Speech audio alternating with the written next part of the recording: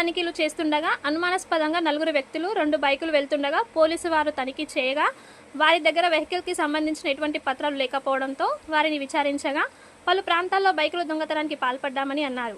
ఈ ముఠా పట్టుబడినట్లు వెల్లడించిన డీఎస్పీ శ్రీకాంత్. నిందితుల వద్ద నుంచి మొత్తం 11 బైకులు దొంగలించబడినవి. 1 స్పెండర్, 10 స్కూటీలు వాహనాలను స్వాధీనం చేసుకున్న పోలీసులు వ్యసనాలకు బానిసలై సులభంగా డబ్బు సంపాదించడం కోసమే దొంగతనాలు చేస్తున్నట్లు ఒప్పుకున్న నిందితులు. పట్టుబడ్డ వారిలో ప్రధాన నిందితుడిపై గతంలో ఫాక్సో కేసు ఉన్నట్లు తెలిపిన డీఎస్పీ వై శ్రీకాంత్, ఈ ముఠా కొరకొండ మరియు రాజమండ్రి పట్టణంలోని పలు ప్రాంతాల దొంగతనాలకు పాల్పడినట్టు గుర్తించారు. వెహికల్ చెకింగ్ చేస్తున్నప్పుడు 2 బైకులపై ఒక 4 వ్యక్తులు అనుమానాస్పదంగా రావడం జరిగింది. వాళ్ళ దగ్గర వాహనానికి సంబంధించిన పత్రాలు ఏమీ లేవు. వాళ్ళని తీసుకొచ్చి విచారిస్తే వాళ్ళు పలు ప్రాంతాల్లో వెహికల్స్ ఇంటి ముందు పార్క్ చేసినటువంటి వెహికల్స్ దొంగతనం చేసి వేరే చాట ఉంచినట్టు తెలిసింది. ఈ క్రమంలో భాగంగానే వాళ్ళ దగ్గర నుంచి సుమారు ఒక 11 వెహికల్స్ ని మనం రికవరీ చేయడం జరిగింది ఈరోజు. అందులో 10 వరకు స్కూటీలు ఉన్నాయి, ఒక మోటార్ బైక్ ఉంది.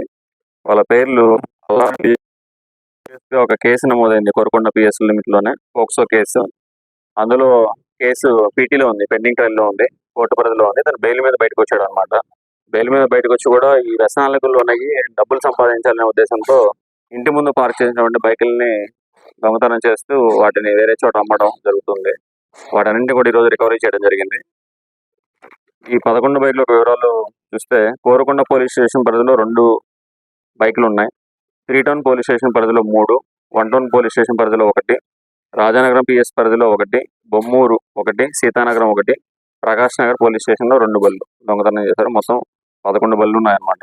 కంప్లైంట్స్ ఉన్నాయి, కొన్ని దగ్గర కేసెస్ రిజిస్ట్రేషన్ కాలేదు. వాటన్నింటి కూడా కన్సర్న్ పోలీస్ స్టేషన్స్ కి కేసెస్ ప్రకారం మనం హ్యాండ్ ఓవర్ చేస్తాం. ప్రాపర్ లీగల్ ప్రొసీజర్ ఫాలో పాటించాలని కోరుతున్నాము. ఎట్టి పరిస్థితుల్లో డీజేలు ప్రొఫెషన్ లో వాడేటప్పుడు వాటి యొక్క సౌండ్ తగ్గించుకోవాలని తెలియజేస్తున్నాం. ఆ డీజే సౌండ్ కి చాలా మంది చాలా చోట్ల అనారోగ్యం పాలవుతున్నారు. గర్భిణీలు కావచ్చు, వృద్ధులు కావచ్చు. అలానే రీసెంట్ గా కొంతమంది 30-35 ఇయర్స్ లో ఉన్న వాళ్ళు కూడా హార్ట్ అటాక్ తోటి చనిపోవడం జరిగింది. అందువల్ల నిర్వాహకులకు అందరికీ కూడా మేము పలు సూచనలు చేశాము.